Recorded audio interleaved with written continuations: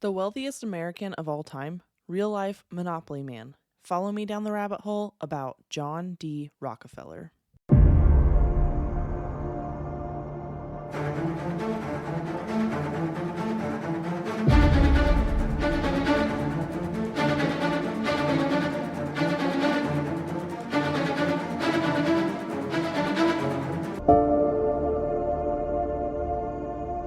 Hello, friends, and welcome back to the rabbit hole. I'm your host, Danny, and today and next week and the week after, probably, we're talking about the Rockefellers. And believe me, you want to hear all of it. I promise. So, first things first, thank you, Christian, for requesting this. I I knew it was big. I just didn't realize just how big it is. So today we're going to go over the history of John D. Rockefeller, and then we're going to do the history of basically the rest of the family in a second episode, and then the conspiracies in the third episode. I thought that maybe just the history of John D. Rockefeller would be fine. No, you really have to understand all the family dynamics, how they strategically planned marriages, the even like the different jobs and different things that they did throughout their lives in order to understand all of the conspiracies. There's just no way you can get everything without understanding everything. And you guys are pretty good at reading between the lines. So even as I'm going through the history, you're going to hear the conspiracies already in your brain before I actually lay them out for you. So it's going to be crazy. So let's jump in. So John Davidson Rockefeller was born on July 8th, 1839 in Richford, New York. So he was the second of six kids born to William A. Rockefeller Sr. and Eliza Davison. They had, like I said, six kids. The kids were Lucy, then John, then William Jr. and Mary, and they had twins Franklin and Francis. William Sr. was a con man, which really shaped the children and like how they would go about their life in the future. He identified himself as a botanic physician, and he would sell these like elixirs, so basically like snake oil. And he would also loan money to farmers, specifically farmers that he knew couldn't afford to pay back the loans. And he would give them these loans at like 12% interest. And then he would foreclose on them and take their farms. The way he did this is, so after he loaned the money, he would randomly decide, I need the money back right now. Like, you have 24 hours to give me the money back, or like, I'm going to take your farm. And he would know that they could not afford to pay him back everything from the loan and then also the 12% interest. So he would take the farms and then he would resell them. He did the same thing to his children, though. So later on, when they're a little bit older and they are going to ask him for a loan to start a business or do whatever, he would do the exact same thing to his children because he wanted to make sure, and he was kind of teaching them a life lesson, to always have the money to pay back right away. So once your business starts making money, keep that reserve for whatever the loan is and then the interest, but also have enough money to keep your business running. That way you can continue moving forward. Senior was hardly ever home. He wasn't with his family often, and in 1855, he permanently abandoned his family for his second wife because he had a whole second family somewhere else. Due to William Sr. hardly ever being around, Eliza had to be like super thrifty, and she also taught her kids to be very thrifty, but she also was very philanthropic herself. So as the kids were growing up, she made sure that they always donated 10% to their church, but that like kind of led through the rest of the family forever and ever until the current Rockefeller family. Like, they all do this. And most of them actually donate more than 10% of their income, but their income's so large at this point, like, yeah, they donate a lot of money. But also because William Sr. wasn't around, this led to John kind of becoming the man of the house because he was the oldest son. He had an older sister, but he was the oldest male in the family at this point. So he would do most of the husband chores that you would expect around the house, but also he had to start earning extra money. So he started like raising turkeys, and he would sell these turkeys, but he would keep enough to like enough eggs and enough turkeys to continue to have more turkeys and be able to sell the turkeys. He was very smart in this way. He also would sell potatoes, he would sell candy. He eventually started lending small amounts of money to his neighbors, but he was always following his father's advice of, quote, trade dishes for platters. So basically, always get the better part of any deal. So if you're going to lend money, make sure there's enough interest with that loan so that way you still come out on top. And while John was a boy, his family had moved several times, mostly due to William Sr. getting into a lot of trouble with the law. Again, he was a con man. So in 1851, they ended up in Owego, New York, where he attended Owego Academy. In 1853, they moved again, and this time to Strongsville, Ohio, and there he attended Cleveland's Central High School. He then took a 10-week business course at Folsom's Commercial College, and he studied bookkeeping. And I mean, he was meticulous about bookkeeping. He always kept a ledger for himself. He encouraged all of his children to keep ledgers. And then the children encouraged their spouses to keep ledgers of everything. Everything that went in, everything that went out, everything that they bought, everything. But it's also important to know that he was an excellent debater and expressed himself precisely. And even as a kid, he had this deep love for music and thought that music could be a possible career for him. As we know, it was not, but he had this deep love for music. But he knew exactly how to use his words very well, and he was just a very smart man. And his dad, being a con man, kind of made him be quick in the business sense because he didn't want to ever get screwed over from his dad, and he started learning that at such a young age that he could spot that from a mile away from other people when it came to business, which I think helped him, but also like kind of sucks that your dad's such a con man that he's conning you as well. In September 1855, at the age of 16, Rockefeller got his first job as an assistant bookkeeper for a small produce commission firm in Cleveland. He was especially good at calculating transportation costs, which would serve him really well in his future. He was also involved in the negotiating with barge canal owners, ship captains, and freight agents. And now this is important because he learned that the posted transportation rates, which were believed to be like a fixed price, could be altered. And he learned how to work people into giving him the price he wanted. So he learned that he could negotiate, and everybody is negotiable. You just have to set a price, and you have to give them something that they want. So this is, age 16, and this will help him forever. As a kid, Rockefeller said he wanted to make $100,000, which would be like over $3 million today, and live to be 100. Those were his goals. His whole life, that's all he wanted. Make $100,000 and live to be 100. In 1859, Rockefeller started his own produce commission with two partners, Maurice B. Clark and George W. Garner. With the outbreak of the Civil War in 1861 and the Union Army calling for massive amounts of foods and supplies, their business took off because now they're basically just reselling supplies and food, but you have the government needing all this for their soldiers. So Rockefeller gave money to the Union cause. It seems as though many rich Northerners did this to avoid combat. So he was like, I don't want to actually be in the war. I'll support the war, but I'm not going to go and, participate.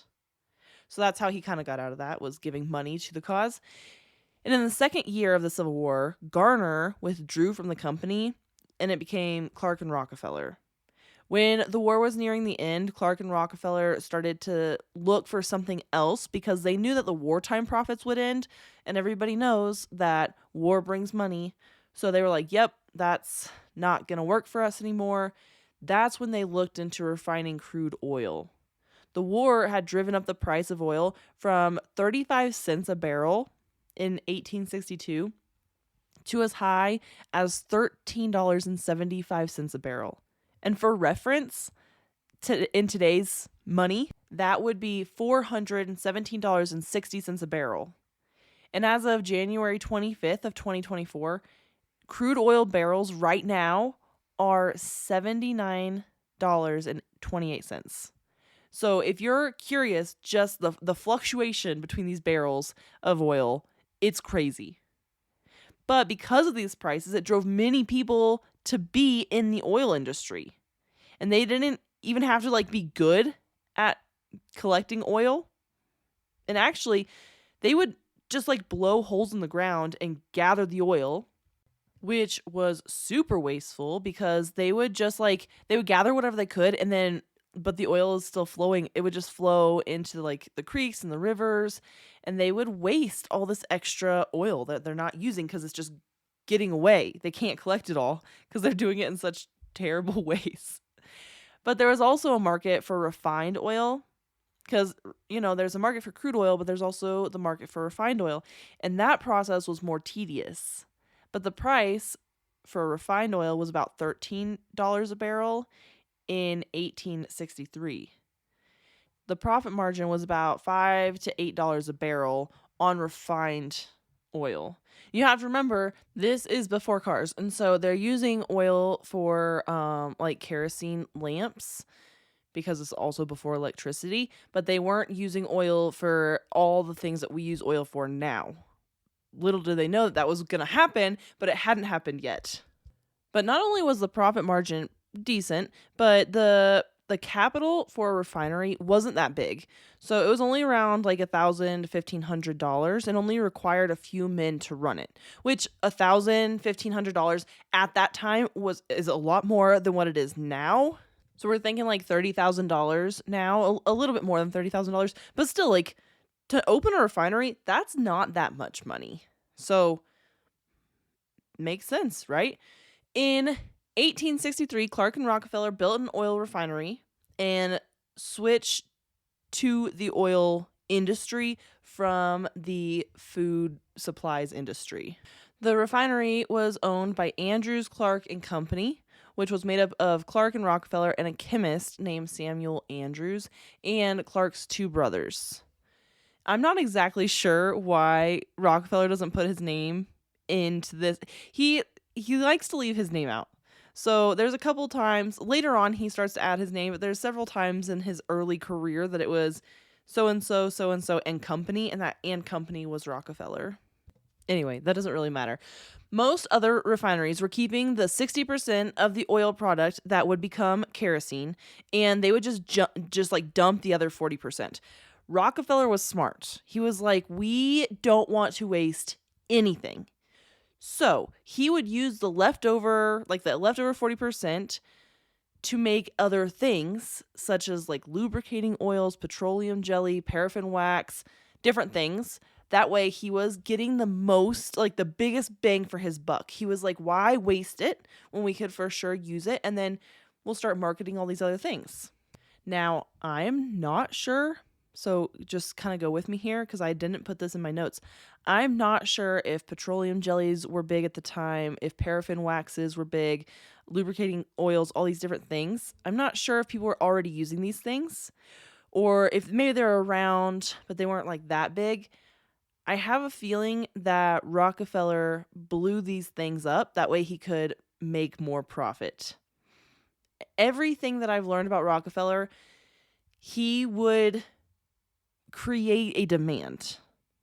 So if people weren't already using petroleum jelly at the time, I bet he created some demand for it. That way he could sell more of it. And another thing that was different about Rockefeller's refineries versus the other refineries is he would hire his own plumbers to have on staff. So he wouldn't have to hire external plumbers. He would have these people that already worked for him, which cut in the pipe laying cost in half. And they also made their own barrels. So instead of spending $2.50 on a barrel, they only spent 96 cents because they would make their own barrels, because that's how they stored the oil, right? Was in barrels. But if they made their own, they found there's not the markup, the profit margin. So they actually saved money in the long run.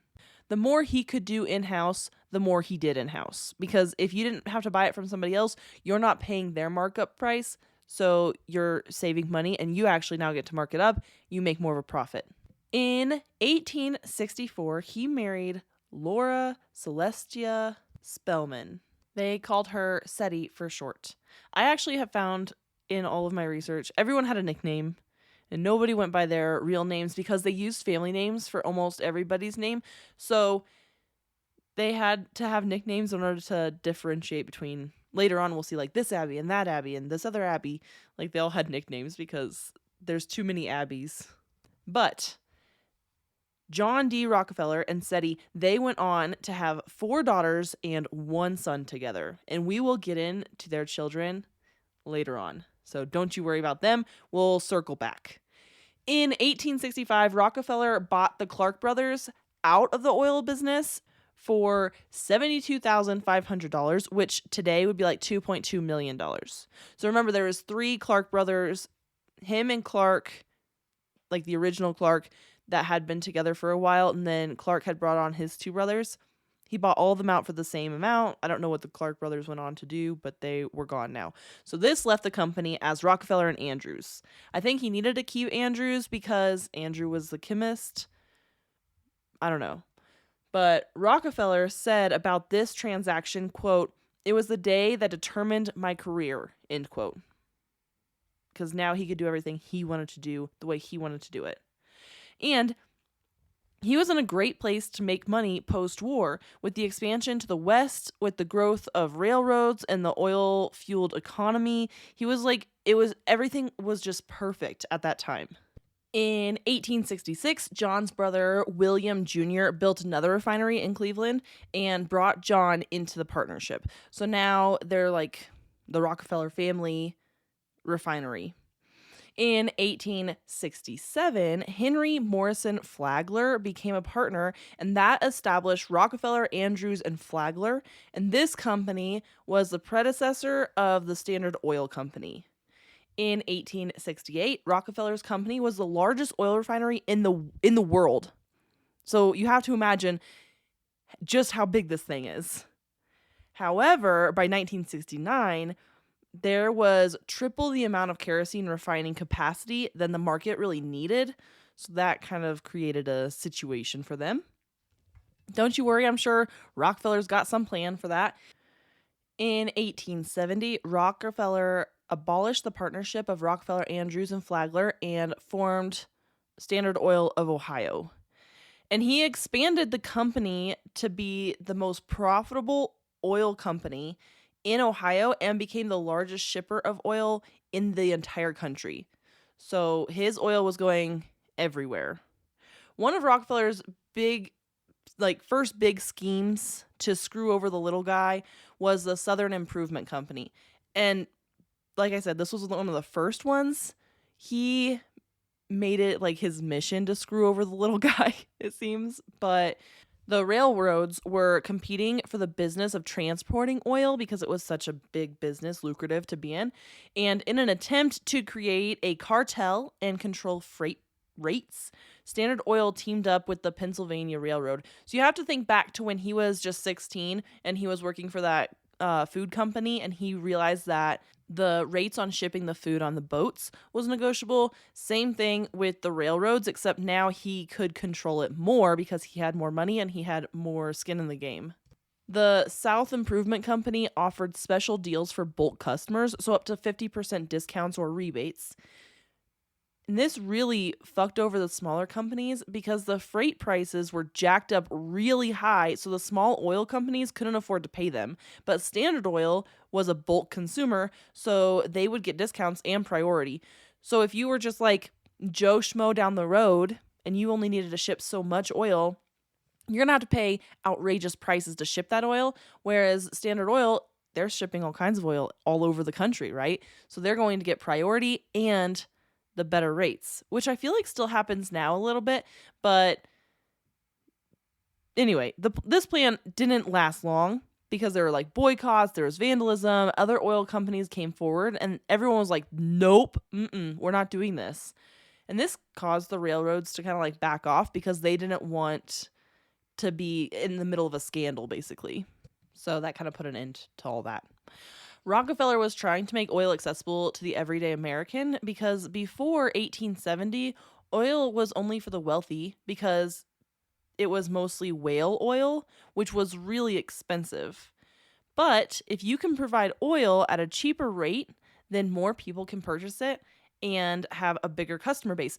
So this over refined kerosene problem wasn't a problem for long because if it's cheap enough for everybody to use it, everybody's going to use it.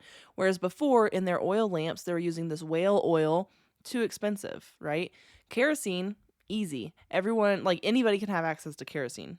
But of course, him refining oil wasn't enough. So he had this system because he was going to start buying up everybody else. And he did. Don't get me wrong. He for sure did. So he would buy the least efficient competing refiners, improve the efficiency of the operations, press for discounts on oil shipments, undercut his competition, make secret deals, raise investment pools, and then buy out the rivals. He would do this over and over and over. So he's like improving everything. He's making all these deals. He's getting the better deal of most. I mean, like his father always told him, get the better deal. Trade dishes for platters, right? And he took that to heart. He really like learned a lot from his con man dad. That's for sure. In 1872, in what was later called the Cleveland Conquest or the Cleveland Massacre, it's been called both, so I included both, Standard Oil absorbed 22 of the 26 competitors in the area. Eventually, even a major New York refiner called Charles Pratt and Company made a secret deal with Rockefeller and sold out to him. They didn't want everybody to know that they were doing that. That's why it was a secret deal, but they're like, "Yep, we're going to jump ship here."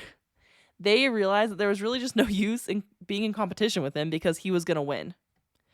The two that owned Charles Pratt and Company, so Charles Pratt and Henry Rogers, became partners with Rockefeller. And Rogers became so involved that he was one of Rockefeller's key men in the creation of the Standard Oil Trust, which we're going to get into. And Pratt's son became the secretary of Standard Oil. So they were pretty involved. Even though they sold out to him, they wanted to kind of stay part of the company. So now Rockefeller owns their company, but they're gonna hang out. When absorbing companies, though, Rockefeller didn't really have to try. He didn't have to try very hard. So typically, he would just go to whatever competitor. He would show them his books and be like, "Hey, you see what you're up against. I don't know what your books are, but they're for sure not this. If we fight about this, I'm going to win, or you can just make a deal with me." And he would offer them a decent price. It wasn't like he was just trying to steal their company from them. He would give them a reasonable price, a market price for their company. But if they didn't accept his offer, then he would get really aggressive, and he told them that he would run them into bankruptcy, and they would buy them for a fraction of the price at auction. And that typically did the trick if they weren't willing to sell.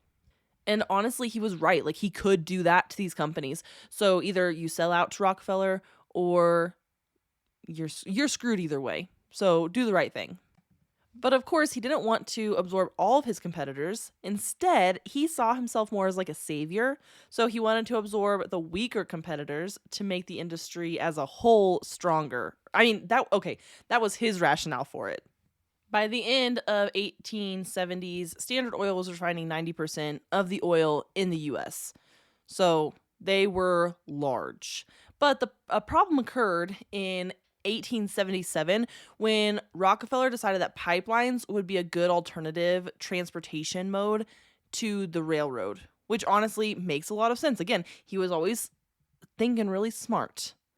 Thomas Scott, the president of Pennsylvania Railroad, did not like this one bit. And yes, so this is the same Pennsylvania Railroad that was involved in the South Improvement Company scheme. So they were friends at one point, and now Rockefeller's like, screw that guy too.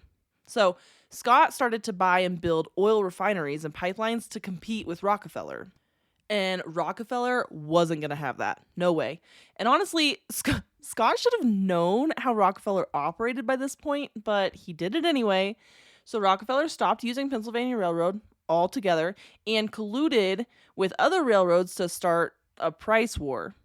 Eventually, Scott gave in, sold his refineries to Rockefeller, like everybody else does. However, because of this debacle, the Commonwealth of Pennsylvania indicted Rockefeller for monopolizing the oil trade in 1879. And this started like the snowball effect of similar court proceedings in other states as well. Dude had a monopoly, and we're going to talk about a monopoly right now because we've all played the game. It has ruined many marriages and friendships, but that's not what I'm talking about here. In that game, the point is to own the entire board. In our country, they do not want you to own the entire board. They want a healthy competition. So a monopoly is a market that is absent of competition. This can be super dangerous because one entity controls the market and can make the price basically whatever they want. So if Rockefeller owns 90% of the oil, then he can jack up the prices and you will be forced to pay those prices. Competition in a free market ensures that prices stay low and fair.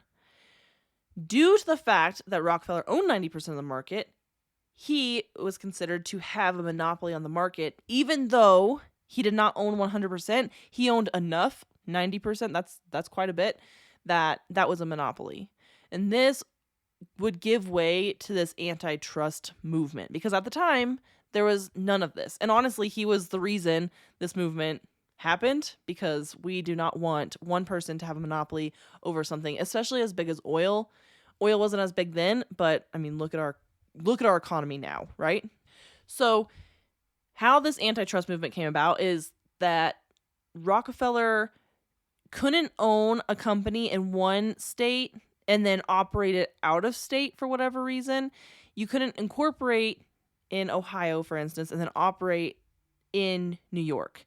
So he owned a bunch of different corporations, like dozens of them, all over the place. In 1882, his lawyers created a way to centralize their holdings, which is what Standard Oil Trust was.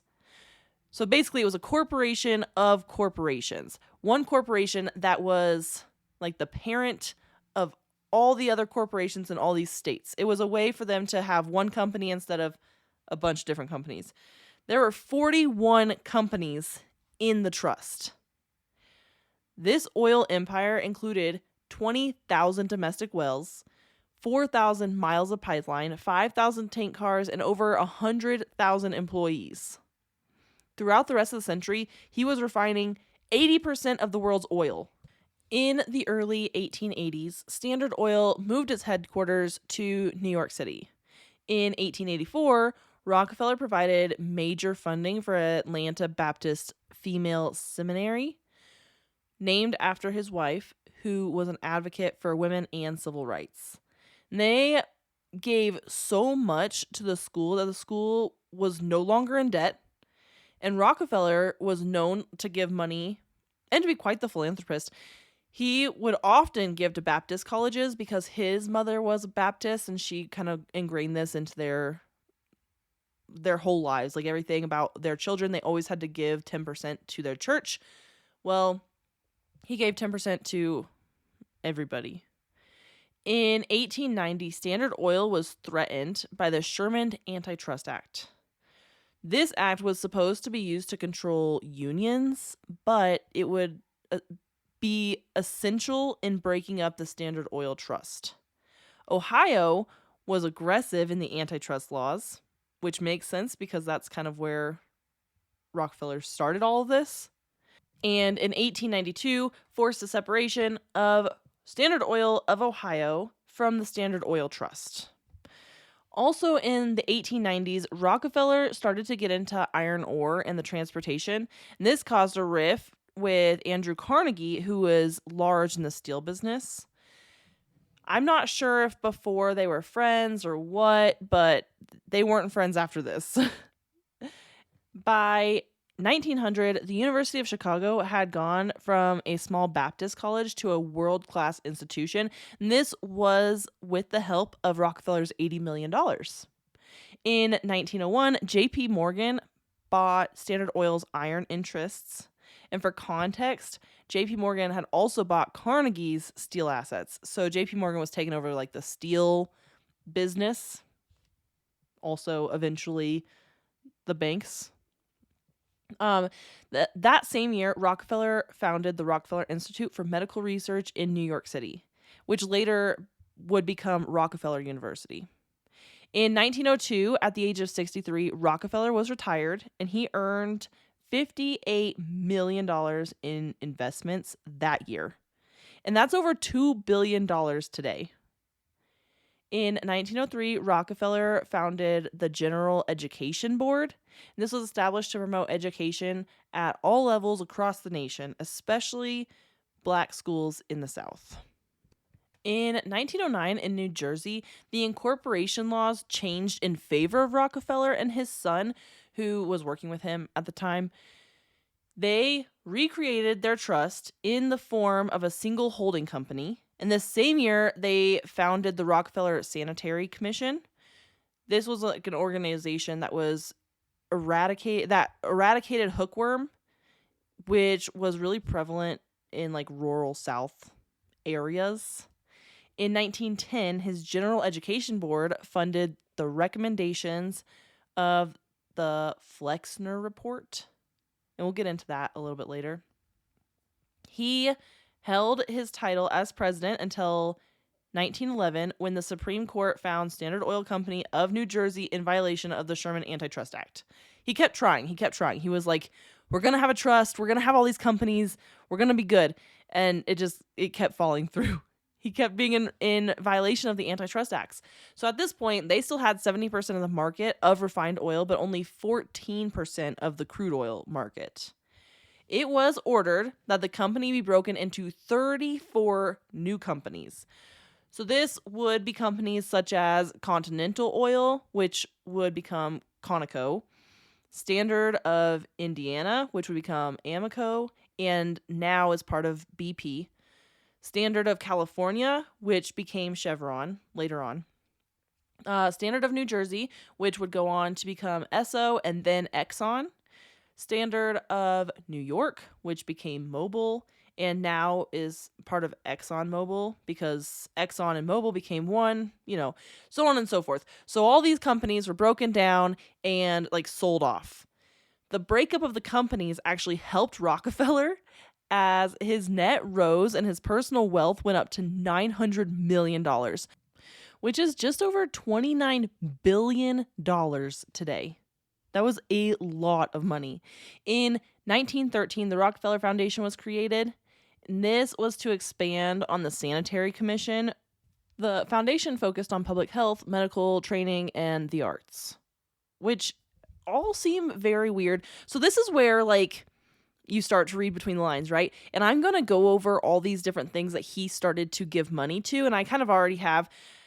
You got to kind of start to read between the lines before I actually spell it out for you in the next episode that has all the conspiracies.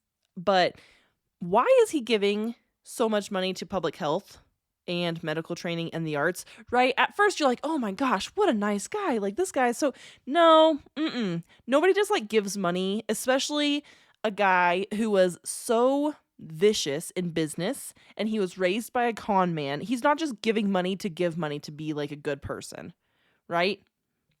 It just doesn't make a whole lot of sense. And how much money he's giving to all of these different organizations, things get really weird really fast. So again, read between the lines in this episode. Later on, I'll spell it out for you. He gave $182 million to the Rockefeller Foundation, which makes sense that he would give that much money to his own foundation, but seems like a lot of money, especially at the time. He endowed Johns Hopkins School of Hygiene and Public Health and built up Peking Union Medical College in China. So not only is he encouraging health and medical stuff here, he's also doing it in China. Over the years, he gave to schools such as Yale, Harvard, Columbia, Brown, and Vassar. In total, he donated $530 million. In the early 1900s. So, like, this amount of money is outrageous. I mean, this is a lot of money now, but that's a lot of money then. That's like billions of dollars now. 2 months shy of his 98th birthday, John D. Rockefeller died of arteriosclerosis, or hardening of the arteries, on May 23rd, 1937. To this day, no other American fortune has come close to what the Rockefellers had. After John died, most of his money he left in a family trust. Dude loves trusts, but actually that makes a lot of sense. In this trust are shares from Standard Oil as well as the family's considerable real estate holdings. The trust is administered by Chase Bank, who is the successor of Chase Manhattan Bank. Well, you'll also hear it Chase National Bank, all the same. If it says Chase or JP Morgan, it's Chase. The fortune is managed by professional money managers who oversee the principal holding company, Rockefeller Financial Services, because why would they not just go ahead and start another company for that? I think he just liked to start companies and make money wherever he could. I mean, why not get into financial services? Why not get into the real estate business? Why not get into all these other, the public health, the medical training, the arts? He got into a lot of different things. And I know this is even like a short overview for John D. Rockefeller, but it's the overview of his life. He was kind of a weird guy, though. I gotta kind of include some weird things that he did. So after he retired, he just had lots of money and wanted to just hang out, like most retired dudes do, right? So he goes golfing, he goes and parties with his friends. Every day at 3:15, he would get in a car and he would pick up two ladies, and the ladies would sit on either side of him. He would put a blanket over them, and he would get pretty handsy with these ladies. I don't know, like, why are you doing this? You're married. But I think SETI was passed on by this point. But he did some really weird things. He also had lots of money. Obviously, he was very, very wealthy. He would still make his children wear hand-me-down clothes. I don't know if that was a way of humbling them or like teaching them different lessons. I don't know if it's just like bad habits that came from him, like when he was his childhood. He was so poor. He's really like a rags to riches, like American Dream type story. But I don't think, actually, I know for a fact after doing the research, this guy sounds like a nice guy, but nothing about what he does is just ever for being nice. So our next episode is going to be the rest of the Rockefeller family, because you cannot understand every single conspiracy I'm going to get into about the Rockefellers until you understand what the people are doing, where the money is going, where they're giving their money to, where they're donating. They donated like a lot of their real estate to different museums and things, which I thought was odd. We're going to get into all that in the next episode. But if you just cannot wait until next week for that episode, I went ahead and opened up my Patreon. So if you want to listen to it right now, ad-free, you for sure can. The link is in the show notes. I'm not going to link every single source for all the Rockefellers. If you want my sources, just reach out to me and I can send them to you. But if you want to hear next week's episode right now, ad-free, go to the link in the bio, go to the link on Instagram, and you can hear all that right now. But until next week, my friends, stay skeptical, and I'll see you all then. Hey friends, The Rabbit Hole is an independent podcast with everything you hear done by me, Danny Mercy. I appreciate all of your support. Please rate and review wherever you're listening. If you want to follow us on Instagram, it's at rabbit.holepodcast. And thank you, Zakar Balaha, for our awesome intro.